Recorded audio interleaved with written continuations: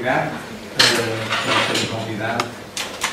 Isto é uma escola que eu já conheço desde os seus primórdios, quando o professor Carvalho de Guerra estava mais envolvido.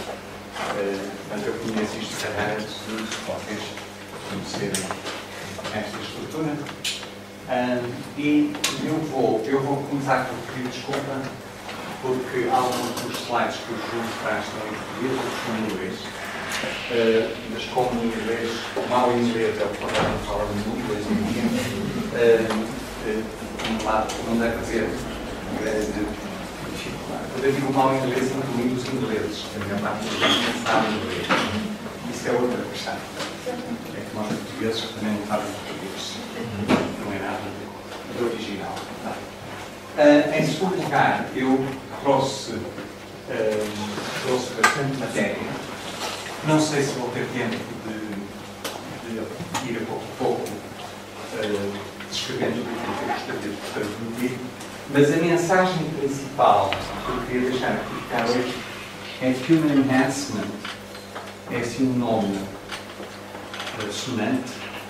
É difícil de traduzir para português, porque Enhancement pode ser potenciação, pode ser melhoramento, pode ser várias palavras. E já vamos ver porque é que eu uso, porque é que eu digo isto, porque eu uso o termo Human Enhancement numa definição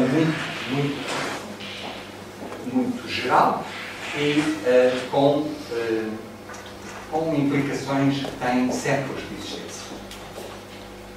Eu vou, se não se importa, vou tirar a luz um pouco para ver se é melhor e vou começar por fazer uma afirmação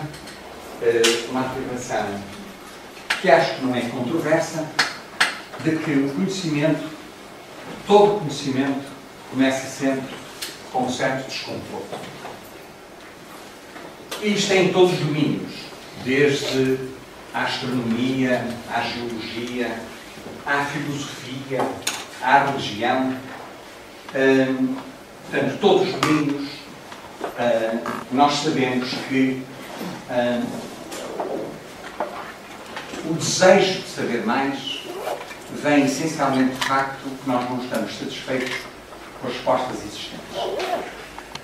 E se vocês pensarem em todas as áreas do conhecimento, vocês veem que é assim.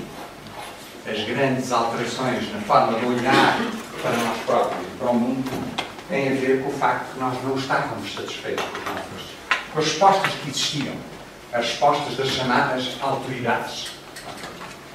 E este conhecimento é, muitas vezes, aquilo que parece óbvio, não é? É falso. Eu gosto sempre de dar um exemplo único disso, porque eu acho que é de tal maneira potente que é fácil toda a gente perceber, não é? Quer dizer, a Lua e o Sol fazem exatamente a mesma trajetória no espaço que nós percebemos. E, portanto, é mais do que óbvio para qualquer pessoa que a Lua anda à volta da Terra e que o Sol também anda à volta da Terra. Quem tiver dúvidas sobre isso é idiota, com certeza. Fazem exatamente a mesma trajetória. Aparecem nascente e põem-se no poente. E, portanto, não é de espantar que houvesse uma resistência enorme a que esta ideia fosse alterada. Porque ela é de tal maneira óbvia, de tal maneira evidente, que a não ser que a gente desconfie dos nossos olhos, é óbvio que ambos andam à volta. E, portanto, o conhecimento tem três constituintes essenciais, que é, primeiro, a curiosidade, é aquela questão que tem a ver com nós nos questionarmos a nós mesmos, não é? Porque é que eu não gosto de kiwis e gosto de maçãs? Porque é que eu odeio o Renoir e gosto do Fanteio? Porque é que eu, sei lá, porque é que eu me apaixono por umas pessoas e odeio outras? Tudo isso tem a ver com curiosidade. Saber porque é que há condutores elétricos e outros que não são, isoladores, porque é que há certos produtos que são frágeis e outros não são. Isso tem a ver com curiosidade, fazer perguntas. Pois a imaginação tem obviamente a ver com a formulação de hipóteses e as pessoas mais criativas obviamente conseguem imaginar muita coisa, incluindo muita rubbish, mas também muita coisa interessante. E depois nós só chegamos ao conhecimento se testarmos as hipóteses para construirmos aquilo que é a nossa visão de nós próprios e do mundo que está à nossa volta. Isto que está aqui é a história de todo o conhecimento em todas as áreas do conhecimento. Não há uma única que eu conheço. Há uns que estão mais interessados em si próprios, perceber o que são. Há outros que estão mais interessados no mundo. Mas todos eles começam por fazer perguntas, por imaginar respostas e depois testar essas hipóteses, se elas são robustas ou se são coerentes no processo. Agora, a história da curiosidade é uma história muito curiosa também, ela própria. Desculpem usar a mesma palavra, porque a curiosidade não foi sempre estimulada. A curiosidade começa, aliás, a história mais dramática de Sócrates, não é? Que aceitou suicidar-se porque não queria abandonar certos princípios que eram contra a autoridade de Atenas. E, portanto, ele achou que a curiosidade e a vontade de saber mais era o que era importante e, portanto, não abdicou disso e bebeu a cicuta e morreu. Mas há montes de outras histórias, não é? Quer dizer, o velho Restelo, que está às portas de Lisboa a dizer aos portugueses, se vocês forem ler os Lusíadas, vocês são um povo arrogante que quer ir para além da Tapurbana, vai-vos acontecer coisas horrorosas, porque vocês querem saber demais e, portanto, vai-vos acontecer coisas horríveis.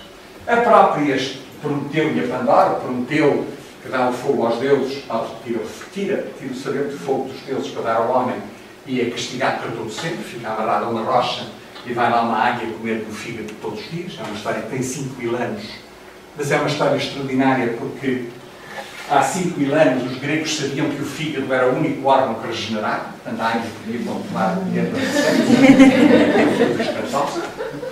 A Pandora, obviamente, abre a caixa e saem os males todos do mundo, é sempre a culpa delas, não é deles. Não é? O Adão e Eva, que queriam saber comer, volta a comer, a culpa dela, não é? O próprio Adão teve que comer a maçã, coitadinho, e foi ela que tentou. E a maçã era da árvore do conhecimento, do bem e do mal. E foram escudos para isso. E, portanto, estas histórias todas que estão aqui são de vocês muito conhecidas. Há uma fase que começa no século XIII, XIV, em que há as coisas maravilhosas, escritos maravilhosos do Pascal, por exemplo, em que ele diz que o homem não deve ser, só deve tentar saber aquilo que está à sua portée. Portée é aquilo que está ao seu alcance e não deve ir mais longe que isso. E o Montaigne tem uma frase também maravilhosa que o homem não deve ser arrogante demais, porque quando estiver, mesmo que esteja sentado num trono, o que está sentado é o seu cu. Escusa de estar com montes de pretensões, porque a gente não deve tentar ir além daquilo que é permitido. E há uma série de histórias lindíssimas. O Milton tem um dos grandes poemas do mundo ocidental. E há uns séculos, 3 ou 4 séculos, em que a curiosidade já não é castigada, é tolerada desde que não vá longe demais. E depois são estes dois senhores, o Kant e o Jefferson, que no século XVIII fazem duas afirmações extraordinárias, uma na Alemanha, outra nos Estados Unidos, de que o homem tem a obrigação de ir até onde a sua curiosidade levar. Aliás, a fundação da primeira universidade secular nos Estados Unidos, que foi fundada por Jefferson, o discurso de inauguração, um discurso absolutamente memorável, como só os americanos sabem fazer. Vocês, agora uma parte. Eu, durante muitos anos, recusei-me a ir ao monumento do Lincoln, em Washington, que é provavelmente o monumento mais horroroso que eu conheço. Parece uma coisa stalinista, com o Lincoln sentado num cadeirão enorme. Parece o Stalin, quase. E eu não vi as fotografias, nunca lá quis ir.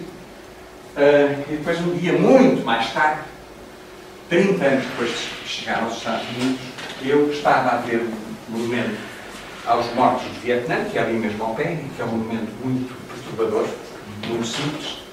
E eu vi o monumento do Lincoln e disse, lá está aquela coisa horrorosa, será que eu vou entrar? E confirmei que aquele estátua daquele senhor, aquele mamarrasco, o homem sentado na cadeira, é um horror, não é? Mas o que está escrito nas paredes tem o Gettysburg Address, que é uma coisa muito famosa, e eu comecei a ler e comecei a chorar, que é uma coisa extraordinária. E, portanto, o Jefferson, também como o Lincoln, tinha muita capacidade de falar, de dizer as coisas, e tanto Kant como o Jefferson foram aqueles que disseram, afirmaram pela primeira vez que a curiosidade de toda a gente, não sei se isto faz parte de um princípio da nossa educação. Não é? Se a gente quer que os jovens sejam curiosos, que aprendam, que arrisquem, que sejam interessantes. E agora, no século XX, começam a aparecer uma série de pessoas que não discordam desta ideia de que a curiosidade deve ser estimulada, mas que ela deve ser cautelosa. E não é tanto em questões da curiosidade pelo saber, mas é da utilização do saber e estarmos preocupados com o outro. E o outro, tanto pode ser um outro ser humano, como pode ser um ser animal ou vegetal, como pode ser o planeta. E, portanto, aparecem aqui uma série de nomes que vocês conhecem, sobre pessoas que dizem que, sim senhor, a educação é muito importante, nós temos que saber mais, temos que nos conhecer a nós próprios mais ao mundo, mas temos que ir com alguma cautela. Aliás, o princípio da precaução vem um pouco na sequência disto, desta forma de olhar para o mundo.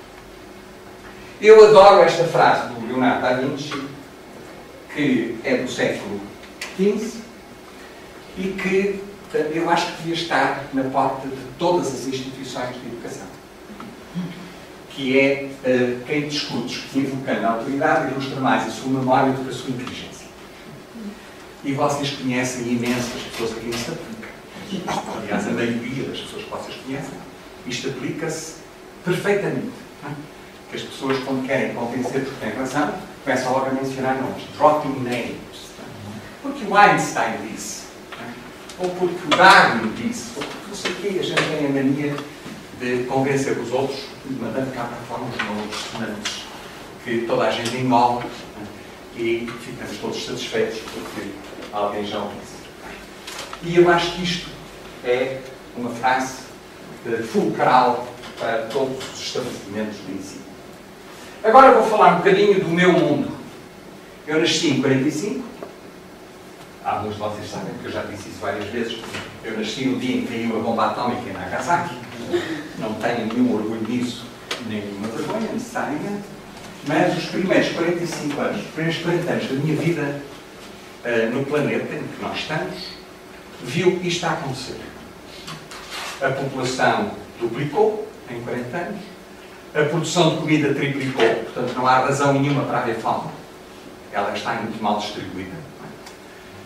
O consumo de água triplicou, tem muito a ver com a produção de comida. O consumo de energia quadriplicou, porque era barata. E, portanto, nós usamos a energia que nunca mais acabava. A produção do lixo também mais ou menos triplicou e quadriplicou. E os gastos em publicidade aumentaram 6 vezes. Isto é a coisa que mais assusta. Quer dizer, a gente em publicidade gasta e cada vez mais. Se vocês olharem para os números que estão a sair da China, isto aumenta 6 vezes em 2 anos, não é em 40 anos. E também, 150 anos, a esperança da vida duplicou. Os nossos bisavós viviam à volta de 40 anos. Hoje em dia, nós vivemos no mundo ocidental à volta de 80. As mulheres um bocadinho mais que os homens. Dizem que é porque os homens trabalham mais. Mas isto é a história dos meus primeiros 40 anos de vida neste planeta. Se a gente for mais atrás, e aquilo que eu vos mostrei é, obviamente, um crescimento. Se é enhancement ou não, não sei, vamos ver. Mas isto que está aqui são tudo exemplos que eu acho que são indiscutíveis em relação à human enhancement.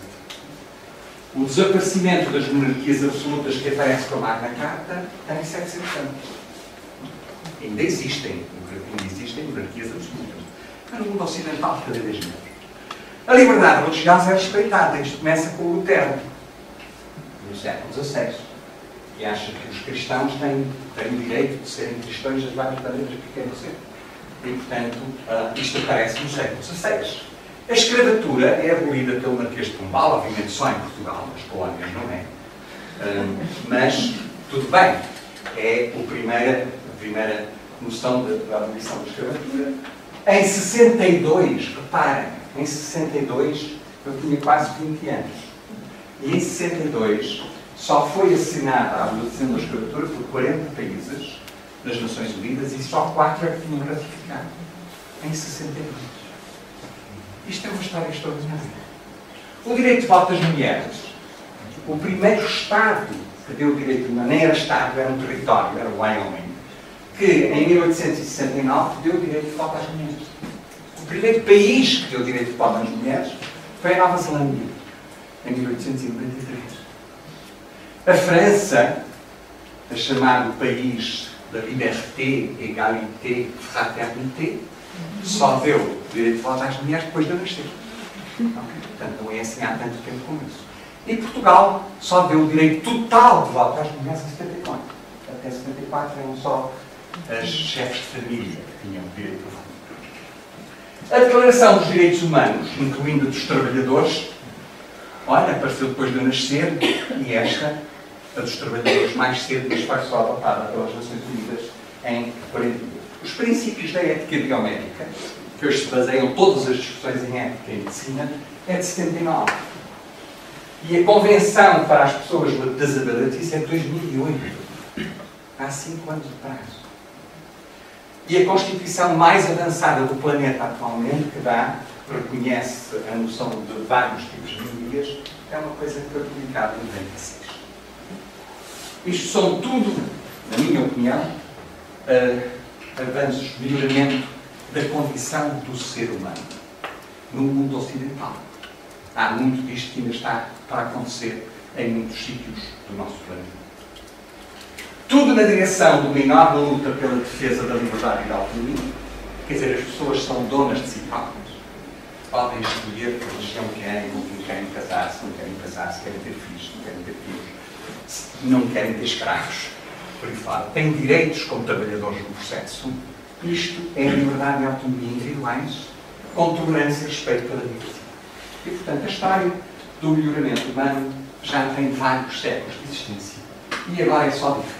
Mas o que é que nós vemos nos últimos 25 anos? Nos meus últimos 25 anos. Eu imagino que não está aqui ninguém com menos de 25, mas talvez esteja alguém com menos de 25. Esses ainda não conseguiram ver os 25, para lá querer. E o que aconteceu nos últimos 25 anos está aqui descrito. Por um lado, as doenças novas e velhas estão a aumentar. O que são as novas? A mais famosa de todas é o HIV. As outras são o ébola, por exemplo. Há uma série de vírus que estão agora a aparecer. As velhas são a tuberculose. Hoje em dia, há certos sítios no planeta em que todos os coquetéis que vocês queiram usar de antibióticos não curam a tuberculose. E, portanto, e não é só a tuberculose, é uma série de outras que estão a aparecer. Os desafios da nutrição, eu vou falar um bocadinho sobre isso. A falta de água. A água vai ser um dos aspectos mais conflituoso no nosso planeta. Temperaturas estão a aumentar, mas principalmente os eventos extremos, que estão a aumentar também um pouco por todo o mundo à volta. A esperança de vida em muitos sítios do nosso planeta está a diminuir. Em África havia países que já tinham chegado aos 50 e poucos anos de tempo médio de vida, estão agora com 35. Portanto, desceram um passo para metade. Na Rússia, em certas áreas da antiga União Soviética, está a acontecer a mesma coisa, em muitos casos, precisamente por causa destas velhas doenças que estão a aparecer. E a população continua a aumentar. Nós temos 80 milhões de populações a mais do que existiam no ano anterior.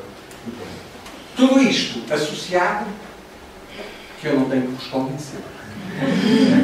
Vocês não têm que ser convencidos que há instabilidades nos mercados, que há insegurança laboral, que há muito questionar dos paradigmas. Nós hoje em dia já nem sabemos em que é que podemos acreditar, porque dá a impressão que às vezes as coisas a gente não é que acredita, depois vai a geneira, e a gente não sabe se as pessoas estão todas a fazer um bocadinho de experimentação com nós todos, no processo. As desigualdades estão a aumentar clarissimamente.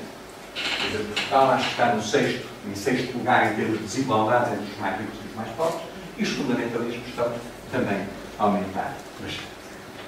E agora só alguns exemplos disto que eu estava a falar. Isto é a percentagem de crianças que têm peso a menos nestes países, e isto é a percentagem de adultos que têm peso a mais nestes países. E nós fazemos parte disto que está aqui. Nós somos o 4º país do mundo que mais consomem calorias. E, portanto, nós daqui a uns anos vamos ter umas bolinhas muito simpáticas. Aliás, as pessoas com peso em geral têm mais bom feitio que as pessoas magras. Quer dizer, a Maria Callas, quando começou, era assim, chamavam-lhe hipopótamo, e ela era simpaticíssima, com o cabelo sem aquilo, do género, tornou-se a pessoa mais insuportável da ópera. Mas isto são problemas atuais.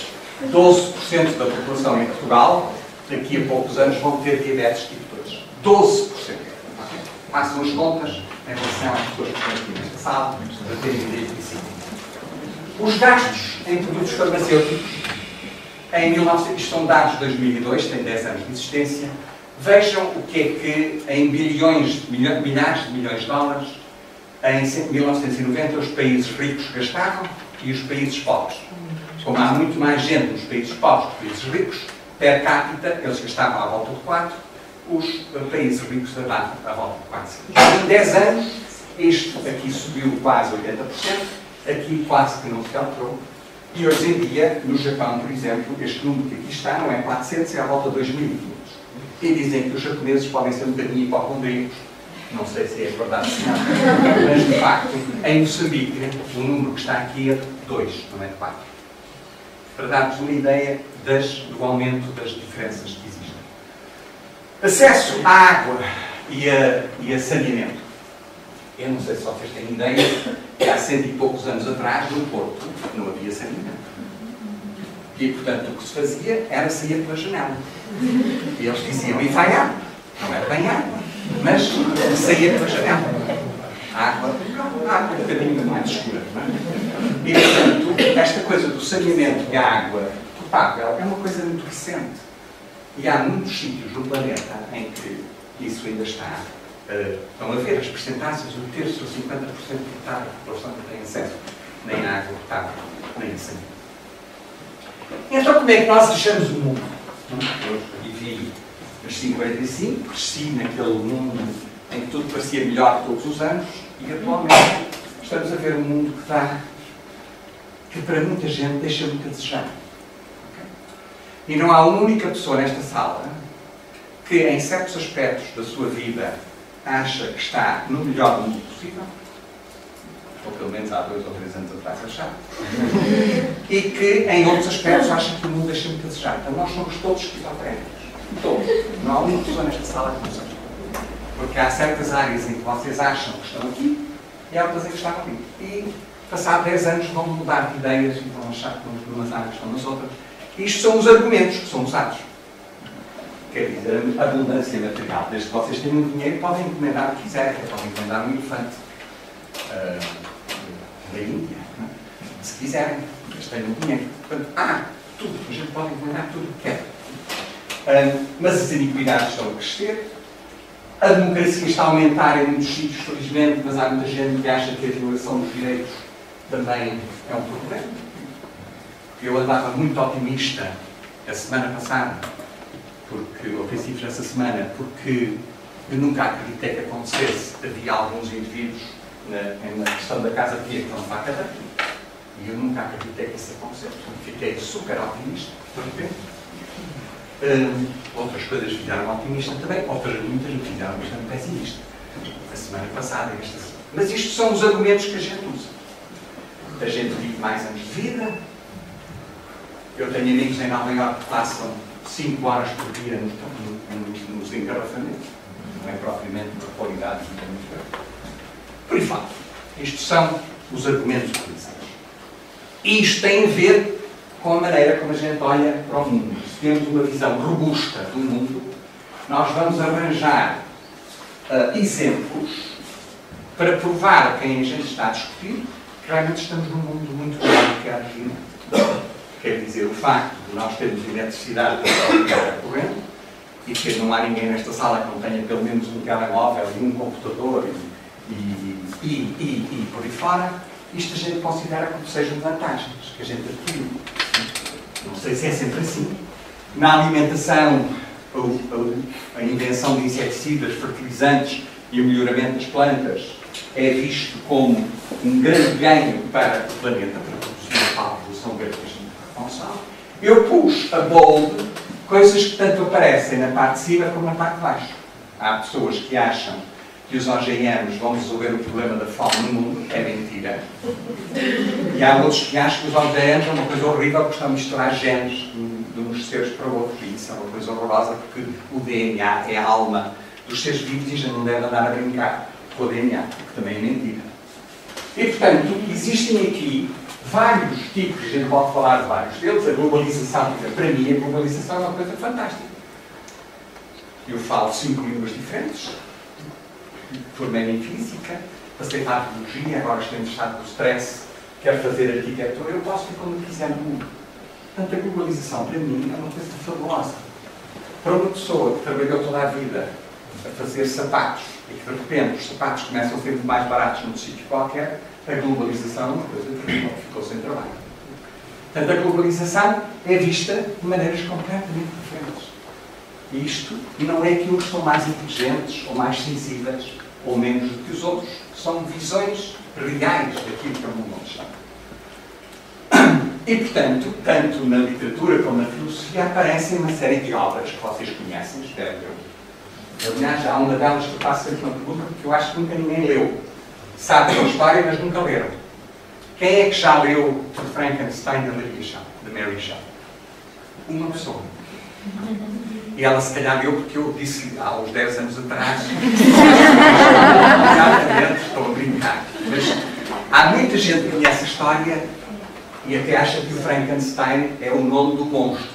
Não é. O Frankenstein é o nome do démon. E o monstro chama-se Criatura. Isto é um livro fabuloso porque o monstro é a vítima. É um livro, se vocês não leram ainda, é um curtinho, escrito por uma jovem que tinha 20 anos. Dá para ler nas férias, é um livro maravilhoso. Vocês nunca mais se vão esquecer. E, portanto, há estas coisas, estes exemplos todos que aqui estão. Muitos deles vocês conhecem, outros já ouviram falar. E que dão esta mensagem sobre o mundo em que nós estamos em várias épocas dos últimos 5 ou 6 séculos que nós conhecemos. O que não é de espantar, porque esta visão robusta e frágil do mundo é uma visão muito antiga, não é? E que tem a ver com a forma como nós olhamos para nós próprios e para os outros. Agora vamos falar de Human Enhancement. Eu gostava de começar por uma definição. E a definição, isto é difícil de traduzir, portanto eu pus em inglês. A definição é: a Human Enhancement is about boosting our capabilities. Boosting quer dizer tornar maiores, aumentar. Our capabilities beyond the species typical level. Beyond o nível que é típico da espécie. Não estamos só a falar em humanos. Que é humanos, mas não tem que ser só humanos. Or statistically normal range of functioning for an individual. É isto que a gente vai chamar Human Enhancement, que não tem a ver com o enhancement social, nem o enhancement natural. Quer dizer, a gente ter construído casas e construir autoestradas também é um enhancement. Sabermos ter telefones, etc. Mas aqui estamos a falar da pessoa em si. E, portanto, tudo o que seja para aumentar as capacidades para além daquilo que é típico da espécie ou que é normal estatisticamente na espécie, vamos chamar de Human Enhancement. E agora vamos dar alguns exemplos para distinguir enhancement de terapia. Na visão, é óbvio que óculos, muitos de vocês têm óculos, os óculos são terapia. A gente não vê, tem dificuldade a ver ao pé ou longe, tem várias coisas, compram óculos. É isto que chama-se terapia. Aquilo que é ver no infravermelho já é enhancement. Porque nós, os nossos olhos, não são capazes de ver no infravermelho.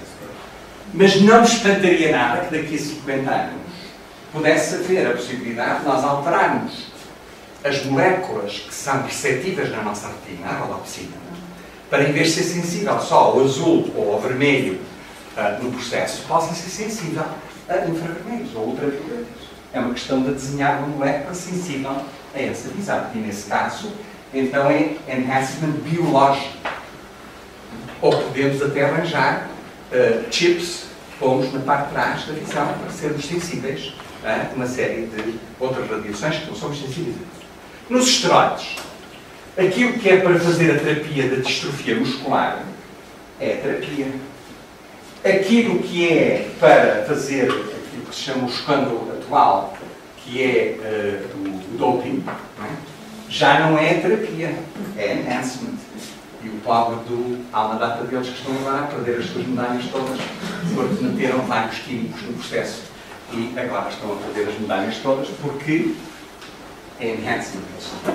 A Ritalina, que é o novo medicamento, cada vez há mais crianças nos Estados Unidos a usar a Ritalina, é terapia. Não sei se é bem terapia. As crianças muito ativas agora são um problema.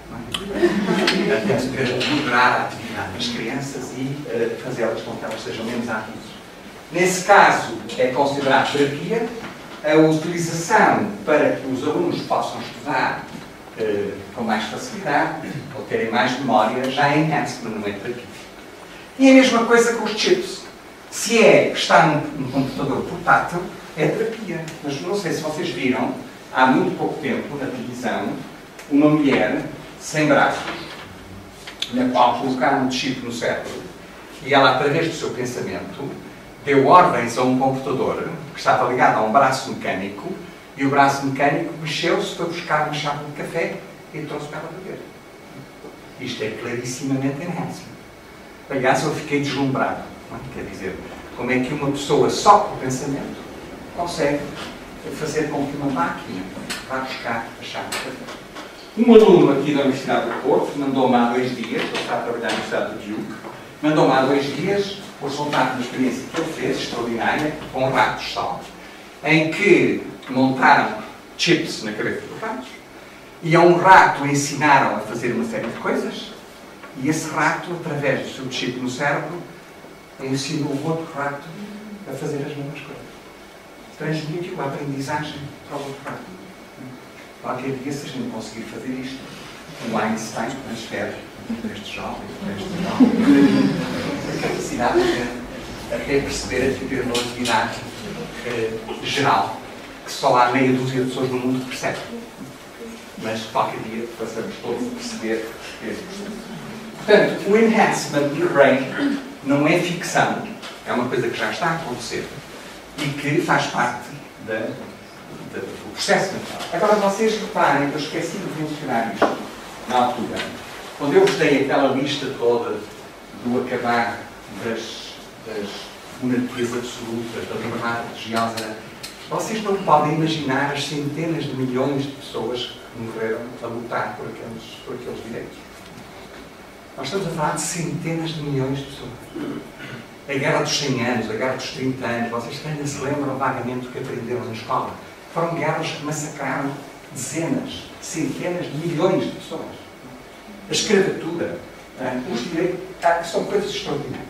E a grande, se nós pensarmos naquilo que é Human Enhancement, que já existe hoje, tenho aqui alguns exemplos e gostava de falar com alguns deles, que são coisas relativamente recentes. Isto tem sempre pouco mais de 100 anos de existência. E que são coisas que nós hoje assumimos como sendo normais. Pelo menos a grande maioria. A anestesia, por exemplo, uma descoberta extraordinária. O seguro de saúde, também é uma coisa muito importante, que agora, nos Estados Unidos, não é agora, até há muito pouco tempo, tem toda a gente. A vacinação. Vacinas. É uma coisa que a gente não pensa. Quer dizer, e salvou milhares, milhões de pessoas. A pílula. Toda a gente sabe o que é que eu quero dizer com a pílula. Porque há a pílula do antes, há a pílula do mesmo dia, há a pílula de 3 dias depois, há várias pílulas agora.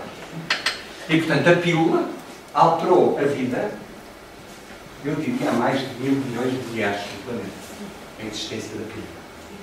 Os mood controllers, os controladores de mood, mood é a disposição. Cada vez há mais pessoas a tomarem isto.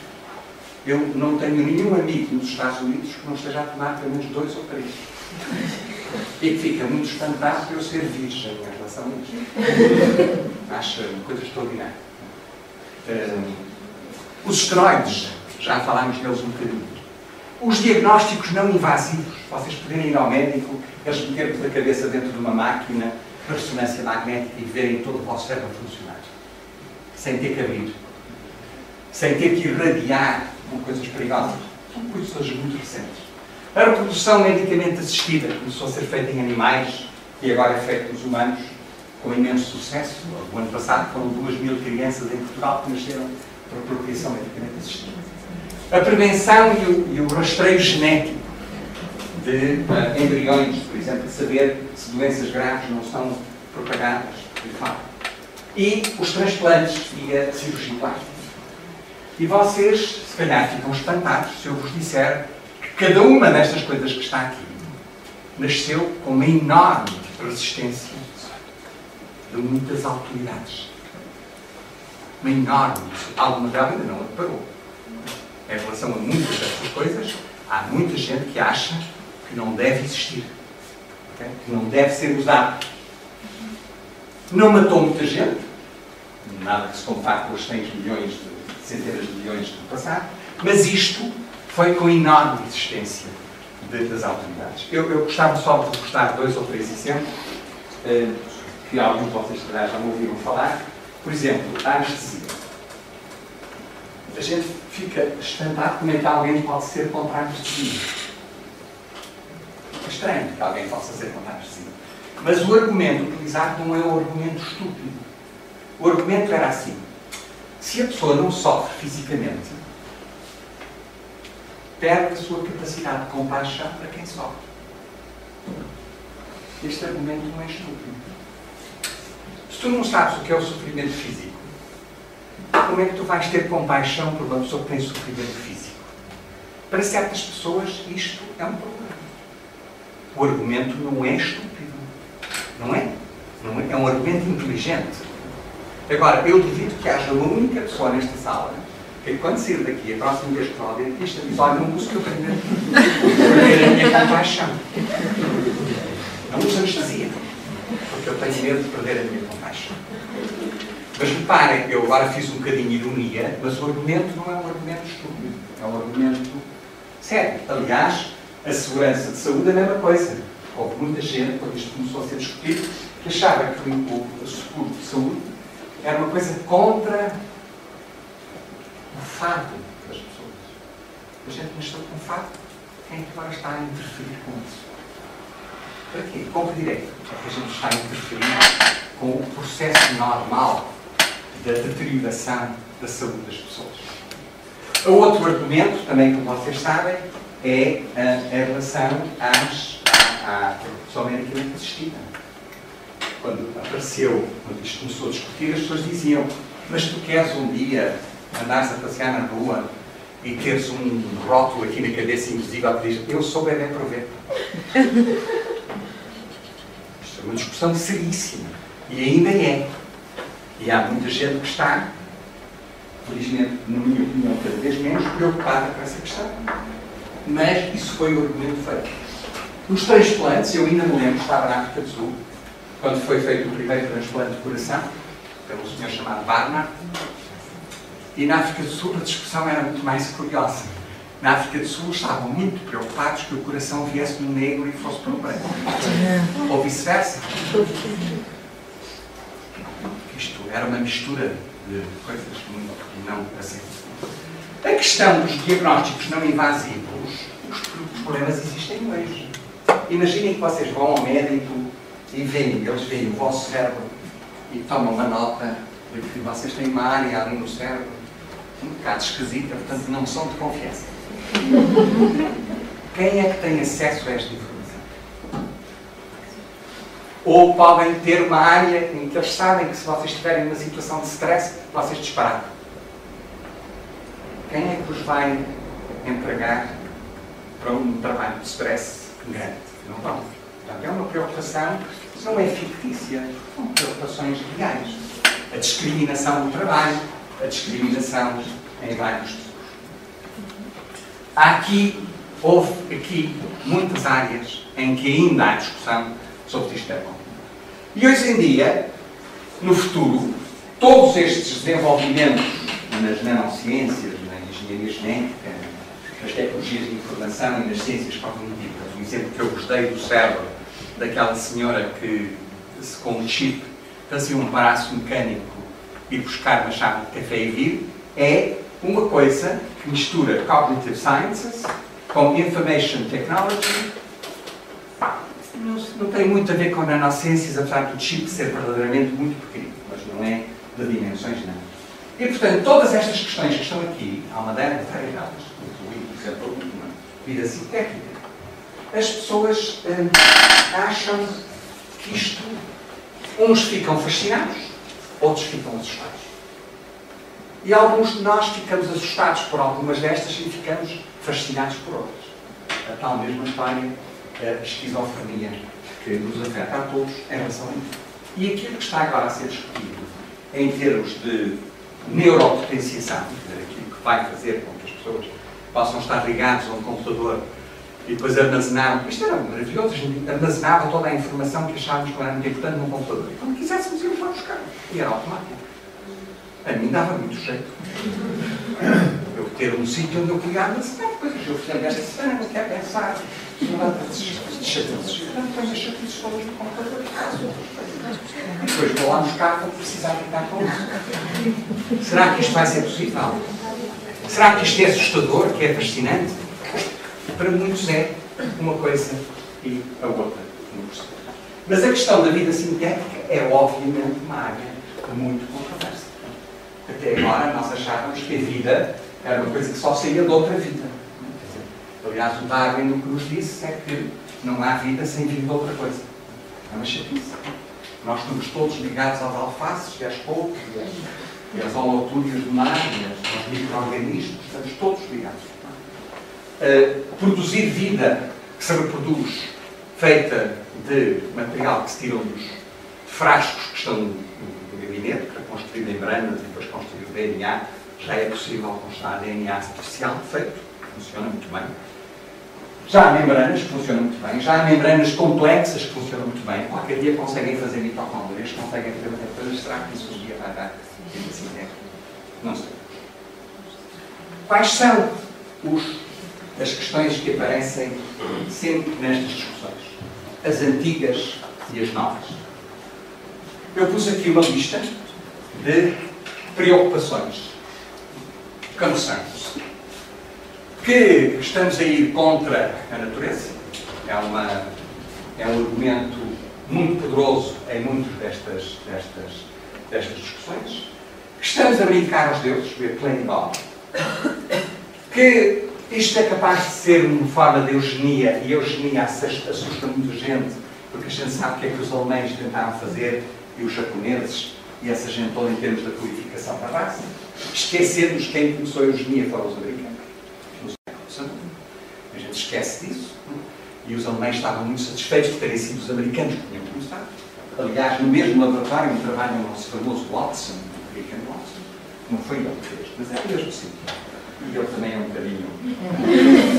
Fairness and Equity é outra questão. Que faz disrupções sociais enormes e que isto pode afetar a dignidade humana. E agora gostava de pegar rapidamente para acabar em cada um destes. E em relação à questão de ser against nature, eu diria que tudo isto que está aqui é contra a natureza, como é óbvio. Quer dizer, a que propósito é que vocês, quando o vosso coração deixa de funcionar, vão arranjar outro, de outro ser vivo? A que propósito? Quem é que vos deu a segurança de que isso é uma coisa razoável de fazer? Quando a gente tem que morrer, I'm sorry, that's over. The clock is over. A reprodução assistida não pode ter ficha sem terapia, não é? Fica para a próxima vida. I'm sorry. Arranja outro homem ou arranja outra mulher. Mais fácil agora fazer injeções, estimular os ovários. Mas chatice. E, portanto, tudo isto, a pílula, impedir que nasça. Não há nada mais contra a natureza. Quer dizer, e nós usamos isto como se fosse comprar manteiga ali, mais ou menos, cada vez mais.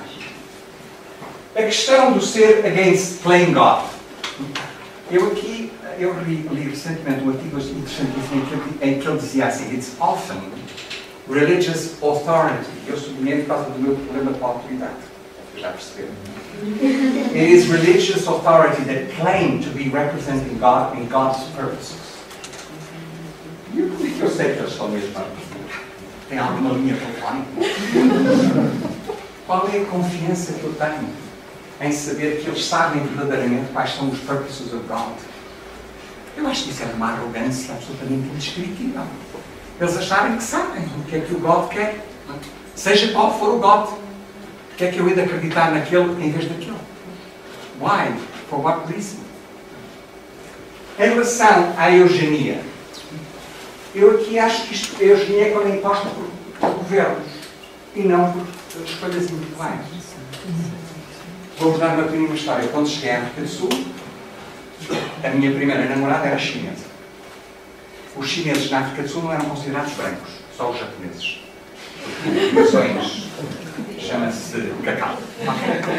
E, portanto, a senhora em casa que eu estava a viver, quando os meus pais me vieram visitar, uma avózinha, foi ter com a minha mãe e disse, muito em confidência, sabe, você não está preocupada que tenha netinhos com os olhos assim? Se eu escolher reproduzir, acabei por não reproduzir com ninguém, eu sei. Se eu quiser, escolher, não tem nada a ver com a imposição do meu governo, como é óbvio. Esta questão das fairness and equity, vocês lembram-se quando a gente começou a falar em computadores, havia muita gente a dizer que computadores não podem, porque ele vai fazer com que os mais pobres fiquem ainda mais longe dos mais ricos. Os micro-ondas, eu quando cheguei ao Porto, há 22 anos atrás, só havia um sítio no Porto que vendia micro-ondas. Que era numa rua que tinha uma reputação um bocado duvidosa, ali por trás da estação de São Pedro. Eu fui lá comprar micro-ondas, custou 80 contos. Vocês hoje compram micro-ondas com muito mais gadgets. O meu era só ligar e desligar. Agora tem com computador, não sei o quê. Porquê? 40 euros, 35 euros. Os computadores é mais ou menos a mesma coisa. Portanto, no desenvolvimento digital das nanos, no enhancement, vai ser exatamente o mesmo. Societal disruptions. É óbvio. A minha bisavó não quis que o meu bisavô instalasse corrente elétrica em sua casa, nos Açores, que achava que era uma invenção do diabo. Não há ninguém, mesmo na Ilha do Corvo, que não queira ter eletricidade. Hoje em dia. Portanto, obviamente que faz societal disruptions. E não há mais coisa que faça societal disruption, por exemplo, que a pílula ou a procriação medicamente assistida, uma data de coisas que vocês querem no processo. E a questão da dignidade humana. E eu acho que aqui há uma lição a nós termos, porque os cientistas fizeram tanta propaganda, e acho que a culpa é deles, sobre a importância do DNA, que a maior parte da população engoliu a ideia de que o DNA era a alma dos seres vivos. E, portanto, mexer no DNA é uma coisa absolutamente horrorosa, porque estamos a mexer na essência dos seres vivos. Hoje sabemos que aquilo que está à volta do DNA, o chamado junk, tem muito mais influência que o próprio DNA. E, portanto, nós deixamos de pensar, espero eu, que o DNA seja a essência. Aliás, se eu fosse alma, eu ficava muito chateado. Alguém ligasse a uma molécula. Né? A alma deve ser uma coisa mais sofisticada que uma molécula. Portanto, nós passámos muito tempo a achar que o DNA era a essência dos seres vivos. Portanto, não se devia mexer. É perigoso. E agora estamos a passar para o brain. O brain é que é a essência. Eu não sei se vocês sabem que no passado a essência dos seres vivos começou por ser o sangue, depois passou a ser o breath, que era a essência dos seres vivos, depois passou para o DNA, agora é o brain. E depois há esta ideia que para nós nos desenvolvermos moralmente temos que sofrer. Eu acho isto muito curioso. Dizem-nos que a gente aprende mais com os dissabores do que as coisas boas. E é normal que a gente aprenda a não repetir. Mas não. No mundo emocional é onde isso acontece mais. Mas achar que há qualquer coisa que, para que nós cresçamos moralmente, teremos que estar sempre a combater contra coisas muito complicadas, eu acho que é uma mensagem muito pessimista e eu não a partilho. Para terminar, duas frases que apesar das minhas dúvidas sobre as autoridades, eu acho que estas frases têm mensagens muito importantes. A primeira, escrita por um dos grandes filósofos americanos, que morreu há pouco tempo, o Richard Dawkins, que era talvez uma das poucas pessoas que estavam tão familiarizadas com a filosofia europeia como com a filosofia americana. E que tem esta frase maravilhosa, em que tanto freedom como truth estão escritos com letra pequena. Eu chamava a vossa atenção para esta frase muito simples, que é: nós, para chegarmos àquilo que achamos que é verdade para nós, a nossa visão do mundo, nossa e de nós próprios, que é a nossa visão, temos que ter liberdade para fazer perguntas, para imaginar respostas e para testar essas respostas. E às vezes vamos fazer erros, vamos errar. Mas é uma mensagem educativa extraordinária para mim. E a outra é do Proust. Isto é a minha Bíblia, à procura do tempo perdido.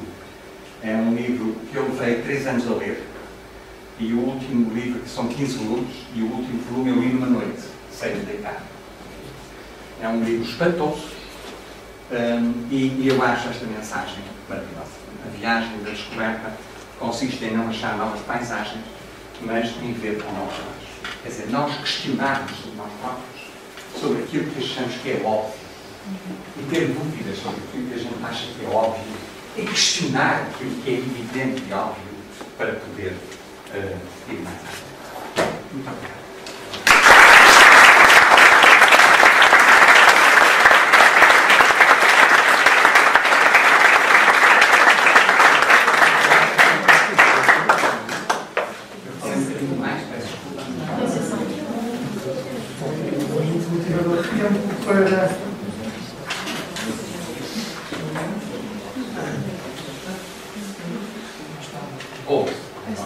Tempo para questões.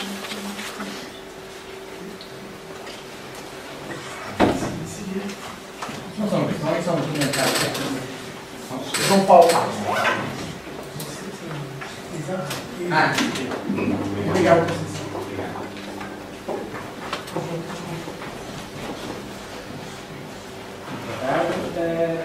Mais questões que são comentários, nesta dizer que não me vou esquecer desta tertúlia, de facto,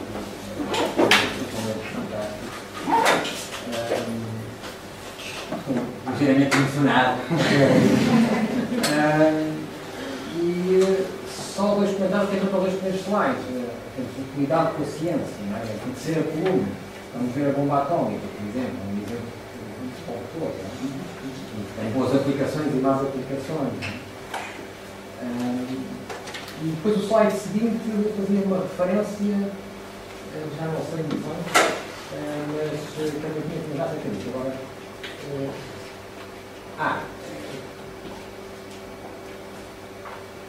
pois, não, essa é o anterior. O seguinte, sim, e, no fundo também o paradoxo onde estamos atualmente, em que coisas que já vêm desde há milénios e não sabemos lidar bem com elas, como o caso da moeda, não é?